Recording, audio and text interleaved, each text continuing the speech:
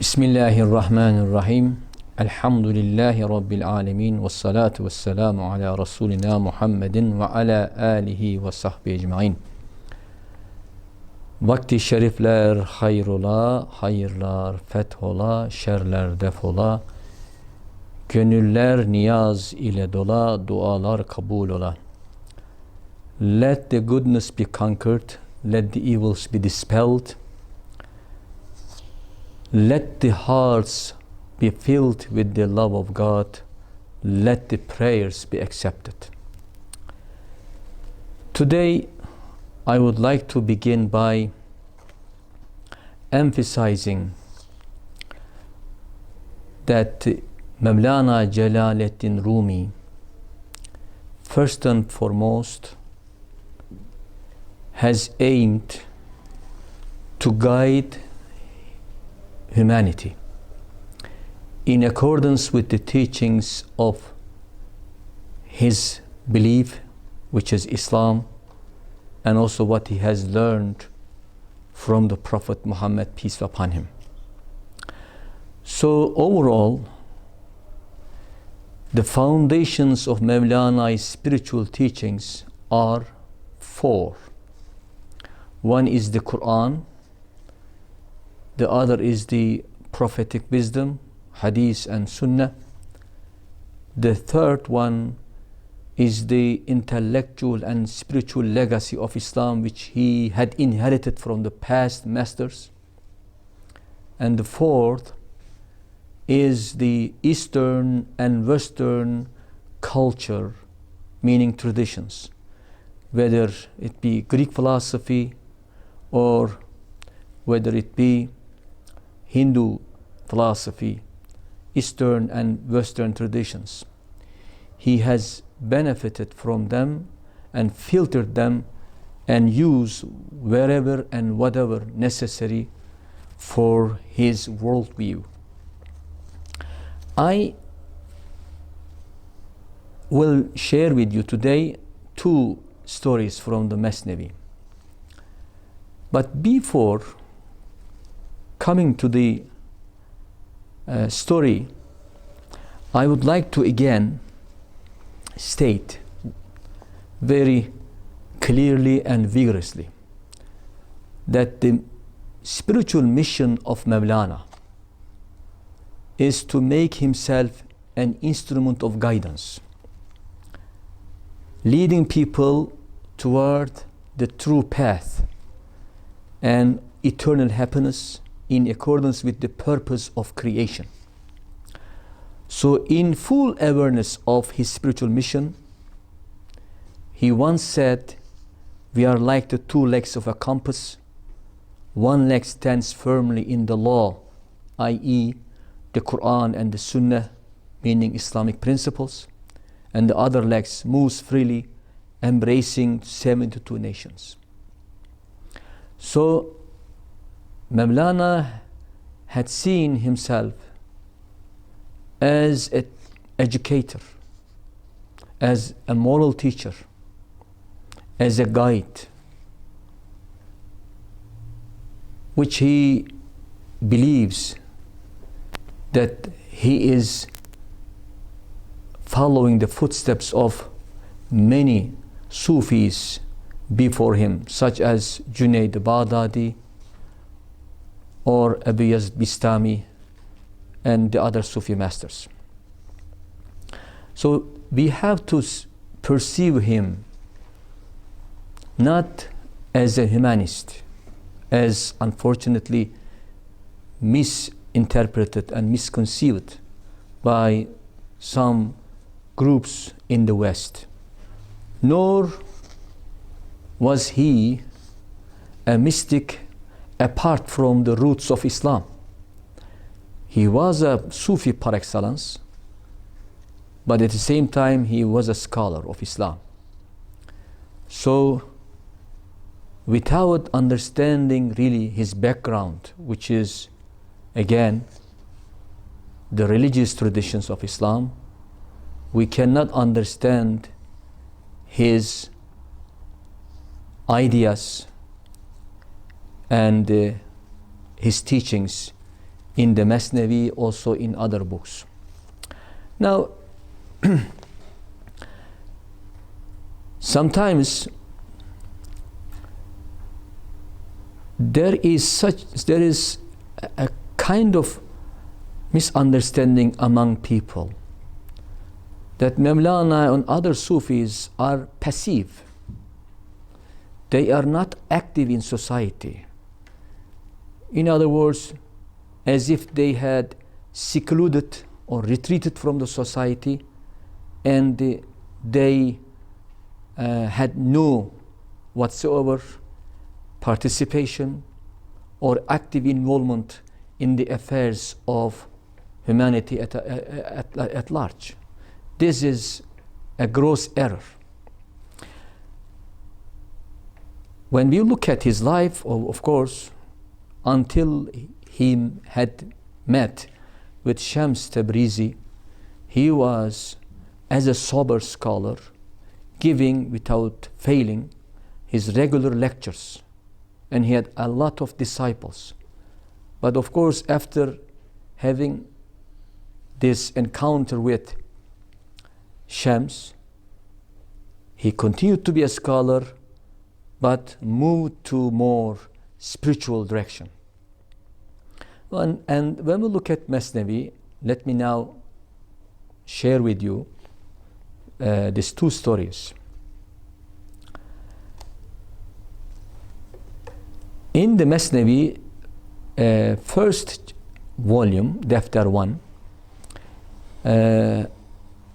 beginning with the couplet 3010 and the following, there is a very interesting story, and the three animals, a lion, a wolf, and a fox, they decided to hunt together in the jungle, in the forest.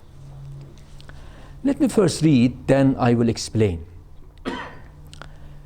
Mevlana says, a lion, a wolf, and a fox had gone to hunt in the mountains in quest. So by supporting each other, they might tie fast the bones and fetters on the hunted animals. All these three animals together might capture much and great quarry in the deep wilderness, meaning jungle. Although the fierce lion was ashamed of them because he was the king of the jungle, yet he did them honor and gave them his company on the way. One might think, why was lion, going for hunting with them? Because he doesn't need their company. So Mevlana says, to a king like this, the soldiers are an annoyance, because he's a king, he's a sultan. But he accompanied them, a united party is a mercy. Now Mevlana uses this expression, Jama'at Rahmat. You see, whenever he finds opportunity, even in this story, he refers to Quran, he refers to Hadith, and gives his message. If you want to do something, you go in the company of a group of people to achieve your goal, to be successful. And collective motion or collective action will take you fast to the result, to your destination, to your aim, in other words. So, of course, in Islam, Jama'ah is important, congregation is important, as we know. So he's giving his message right away. But this is not exactly what he meant here. So a moon like this is disgraced by the stars. It's amongst the stars for generosity's sake. You see, a moon is the brightest planet, okay, as compared to stars. And of course, moon is compared to the line here. The comment, consult them, came to the Prophet, though no counsel is to be compared with his own. Look at again another message Mevlana is giving here. If you refer to the Quran, Shawirhum. You know, this is a Quranic expression. If you like to, decide a matter, you better consult with your companions. And therefore, in Islam, shura or mashwara is essential. And Mevlana says here, even these three animals got together, although one of them is very powerful, one of them is middle size, and the other one is small, but in order to achieve their goal, they had a consultation with each other, with one another, and they decided to do a journey, to undertake this hunting journey.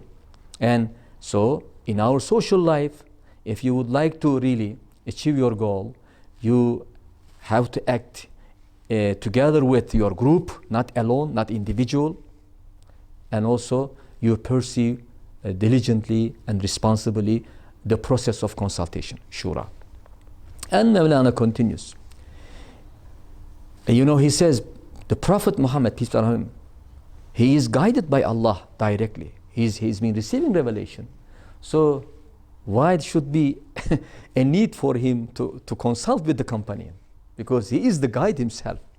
But in order to teach us and his people, and his Quran and instructed him, pursue consultation. You should do consultation.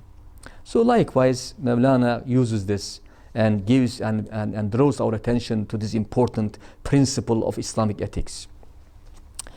In this case, barley has become the companion of gold, not because barley has become a substance like gold. The spirit has now become the body's fellow traveler.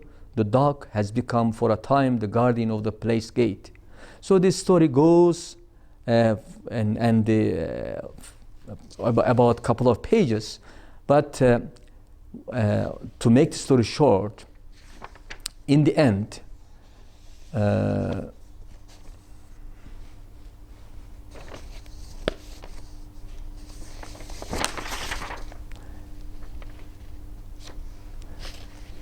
they hunted, they captured, they found a mountain ox, a goat, a fat hare. So in the end of their hunting, they were able to capture 3 preys, so to speak. One is ox, one is goat, one is fat hare, like a rabbit. So their business went forward. It was successful. Whoever is on the heels of him that is a lion in combat, roast meat does not fail him by day or night. So when they brought them from the mountains to the jungle, killed and wounded and dragging along in blood, the wolf and the fox hoped that a division would he made according to the justice of emperors. Now, of course, they captured 3 preys, but how to divide them? How to distribute them? And who should perform or execute this division in the first place? So the reflection of the hope of both of them struck the lion. Yeah, meaning, of course, lion is the king. So now fox and wolf were thinking, how lion will divide these 3 captured animals. Anyone that is the lion and prince of mysteries, he will know all that is conscious things. And Mevlana says, beware, guard yourself, O heart disposed to thinking, from any evil thought in his presence. So when the lion perceived their bad ideas, he did not declare and paid regard at that time.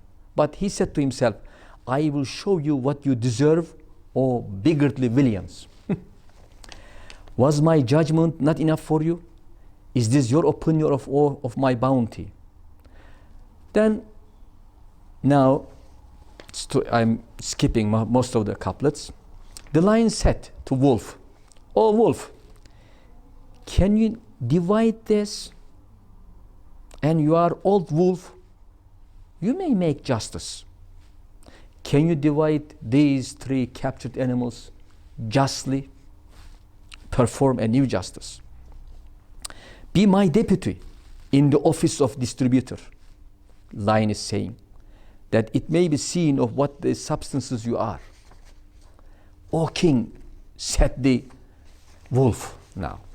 In response to the request of the lion, wolf is declaring, the wild ox is your share because he is big and you are big. The strong and you are strong and active. The goat is mine because wolf, I am the middle. And for the goat is middle and intermediate. Do you, O fox, receive the hare, meaning rabbit? It's for you, no mistake. The lion said, O wolf, how have you spoken in front of me like this? Say, when I am here, do you speak of I and you? Now it's very important now, Mevlana going little farther. You see, beyond the appearance now. Truly, what a cur the wolf must be, that he regarded himself in the presence of a lion like man who am peerless and unrivaled. He said, come forward, meaning lion is saying to wolf, come forward, oh you self-esteeming ass. Sorry for the expression. He approached him. The lion seized him with his claws and tore him apart and rent him. Inasmuch as he did not see in him the kernel of right conduct, he tore the skin of the head of the wolf as a punishment. Killed. He said, since the sight of me did not transport you out of yourself, a spirit like this must die miserably. Since you were not passing away in my presence, it was an act of grace to smite your neck. Now, referring from the Quran, كل شيء هالك. You know, everything is perishing.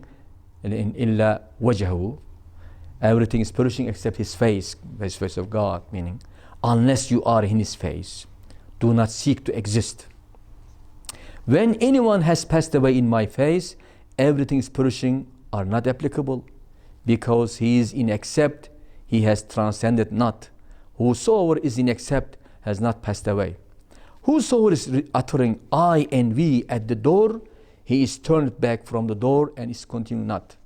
Now, of course, here Mevlana goes to deeper from the external aspect of division as kind of internal understanding of the story, and the Tawheed, the real Tawheed, in the presence of one supreme God. You are nothing. How do you declare that I exist? After all, your existence depends on his existence. It is he who made you exist. So this is, of course, theological, but there are a number of lessons that we can derive from the story. But let me first finish the story, because there is more. And now Mevlana inserted here in between Sifatu Tawheed, meaning the understanding of Tawheed. I am skipping that because still we have more to read from the story. Now that proud one tore off the head of the wolf. The lion, tore off the head of the wolf, in order that two-headedness and distinction might not remain. And again, he's referring again, it is so we took vengeance on them, referring from the Quran, O old wolf, inasmuch as you were not dead in the presence of the emir. After that, the lion turned to the fox. Now he will ask the same question to fox, and said, Fox, come, divide this for breakfast, because we are getting hungry. Now wolf has gone and your turn. Now fox bowed low and said, this fat ox will be your food at the breakfast, O king, O excellent honorable king, and this goat will be a portion reserved for the victorious king for the noon meal. So this, in other words,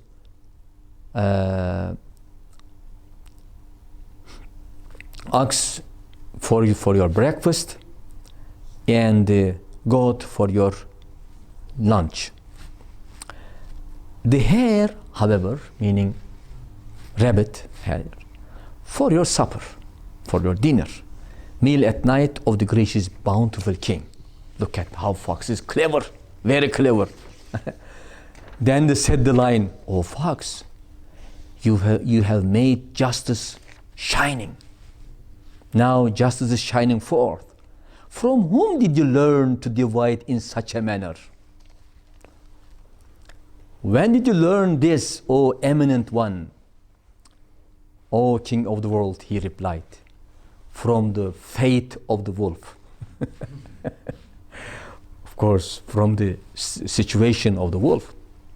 The lion said, "Inasmuch as you have become pledged to love of me, since you left it to me, willingly, humbly, you recognize me, pick up all the tree and take and depart, and you eat yourself." Just look at the generosity of the lion. "O fox, since you have become entirely mine, how should I hurt you when you have become I? I am yours, and all the beasts of chase are yours. Set your foot on the seventh heaven and mount.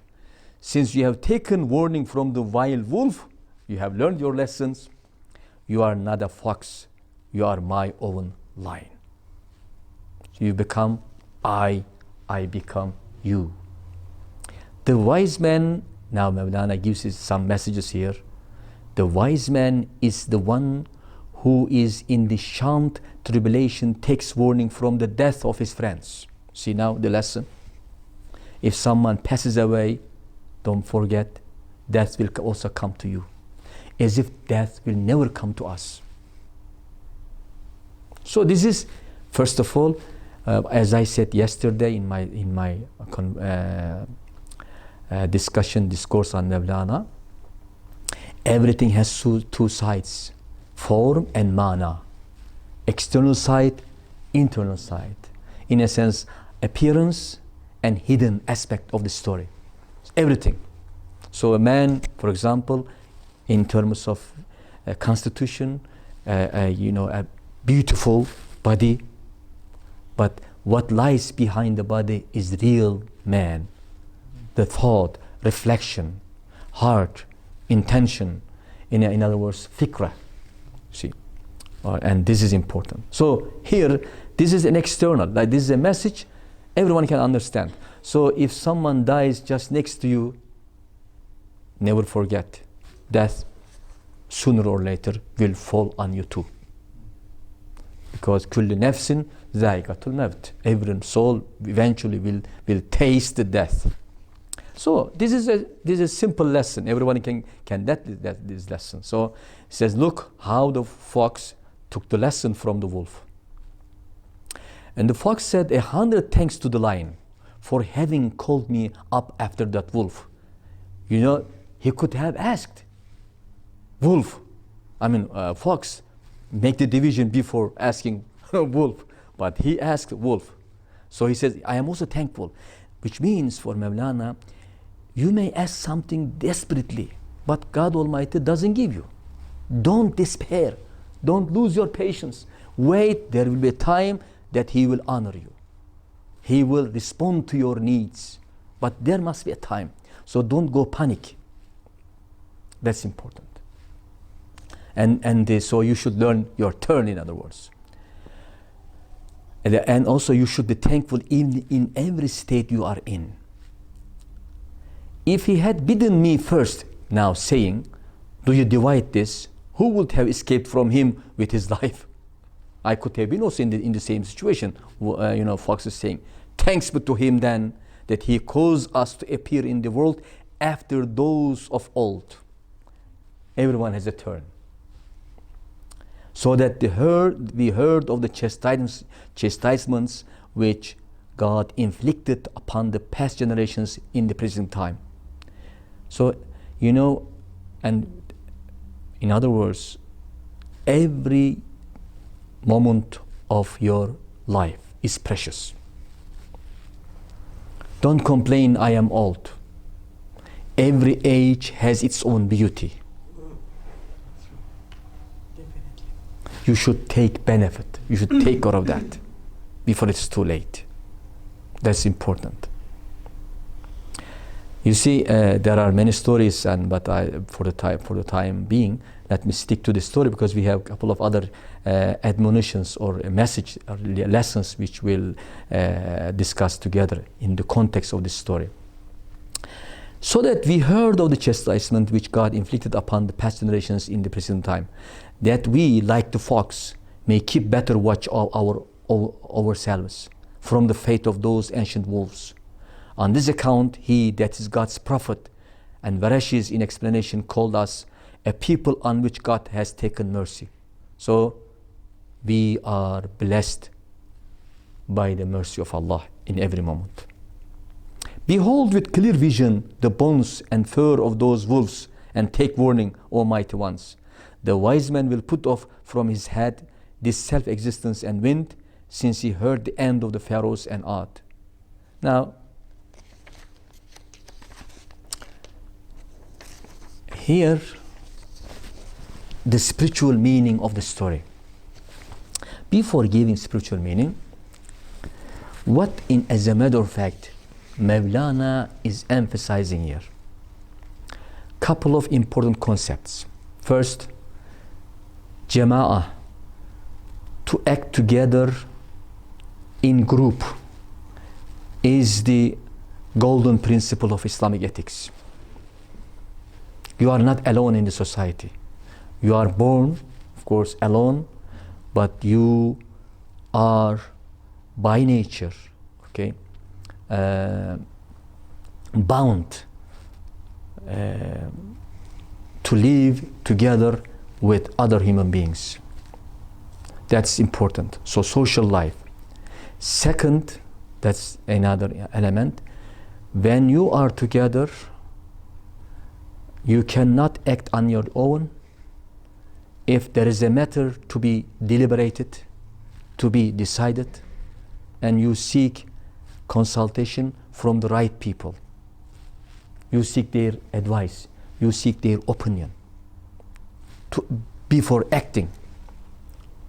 And in a sense, take your time and the exercise this process of consultation, shura and mashwara. But another important element is justice, adalah. Although Mevlana Rūmī does not specify here the significance of justice as we understand in social context. However, by implication, we can also understand that this story has a social dimension. You know, Wolf was right, as a matter of fact, in his division of the praise, because normally, if we understand just simply equality, equal treatment, okay, justice is if I am big, of course, naturally I deserve the big one. If you are small, naturally, understandably, because of equality, you deserve the smallest one.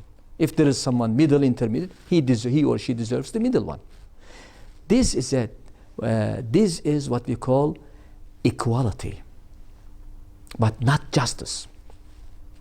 Now, justice means, and I will quote more poems from Mevlana, what justice means, you know, to act with wisdom, hikmah, which means to put something in its own place, in its due place.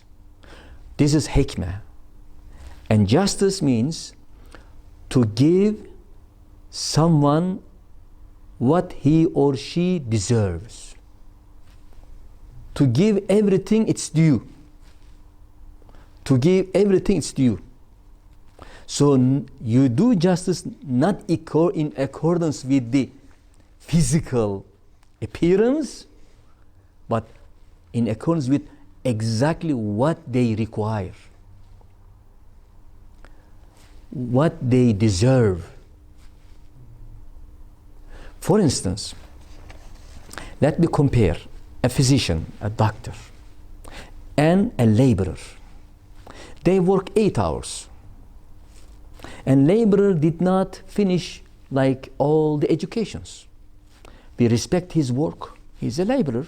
He must have finished either a primary school or secondary school, and he got this work job, which is very simple: cleaning the places and restoring the,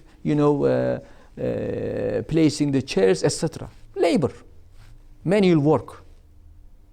Since he works 8 hours and doctor works 8 hours, can we say, okay, they should be given the same amount of salary? No. Doctor, when we look at him, he has devoted his entire life to, what we call a series of hardships and turbulences, like difficulties. Every step he has gone through a training, and he had to pass the exams and in the test and the laboratories and the research, still ongoing. And besides, like an engineer, he needs all the techniques, he needs all the materials in order to, and perform his work. And also, he is more liable than the laborer. He's more responsible and more accountable than the laborer, physical worker.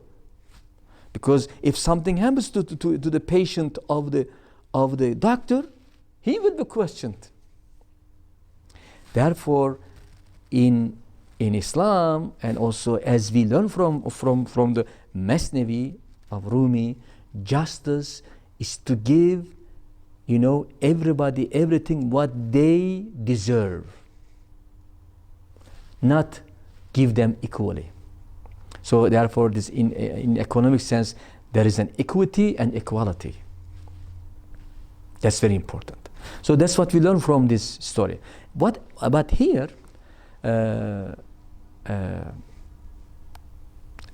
not necessarily this is only has a social dimension. Lion stands for ruh, spirit. Lion stands for spirit. And wolf is nafs. See, carnal soul. Fox is intellect. So God Almighty, Allah Almighty, invested in human being 3 faculties. Ruh, very important, akıl, and nafs, soul, and the intellect and the spirit. Spirit is pure. Spirit is pure. That is from God. Therefore, when the Quran, speaks, this is from the the realm of amr, command. Because all of us are given very limited knowledge about the nature of the spirit. Because spirit is divine. So once you have the spirit, which is in fact revelation, which is in other words angelic power within you, so you submit your intellect to it. And here nafs always pulls us down. Spirit takes us above. So Mevlana says intellect therefore has to listen to what? To spirit, not to the soul.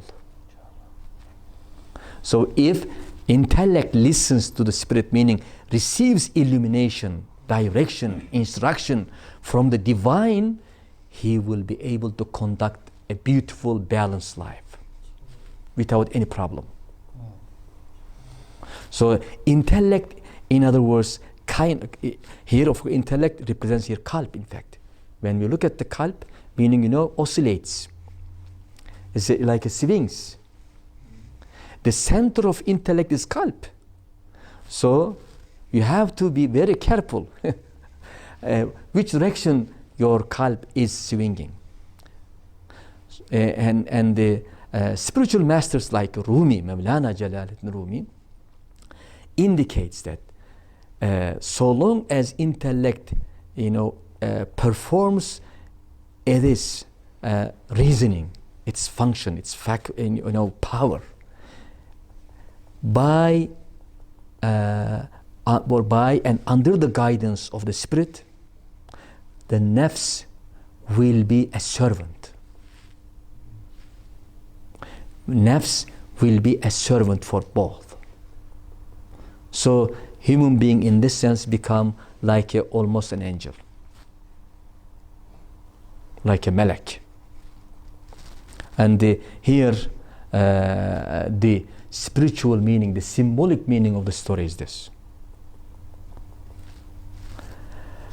Having said, and I guess time is almost coming to the end, I was going to say another important story, but let me give a few very powerful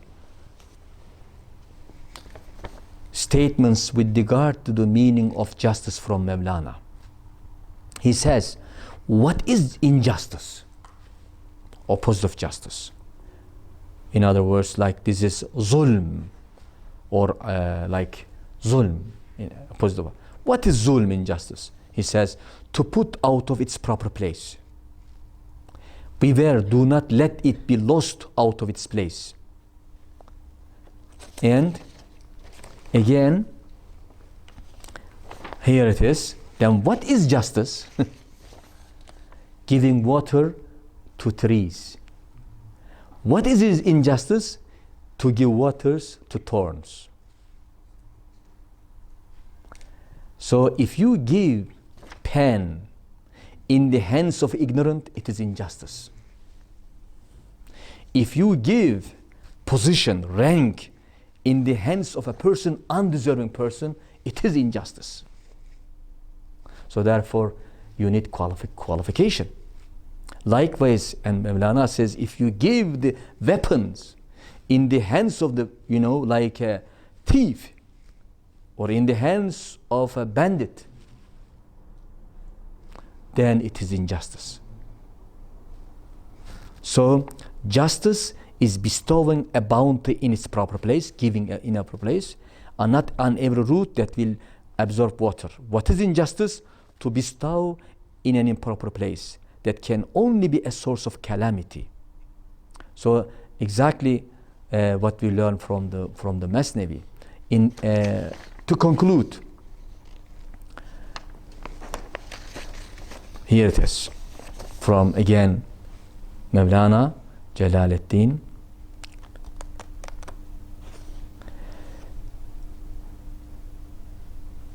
Know that all the created beings are like pure and limpid water, in which the attributes of Allah are shining. Their knowledge and their justice and their clemency are like a star of heaven in running water.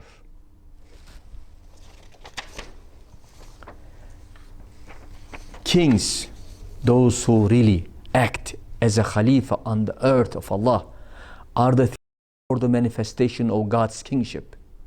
The learned are the mirrors for God's wisdom. Generations have passed away, and this is a new generation. The moon is the same moon. Water is not the same water. So justice is always the same justice. Learning is the same learning too. But those generations and peoples have been changed. Generations and generations have gone. So the ideas are permanent and everlasting. Generations change, but the meaning of justice never change. Thank you very much.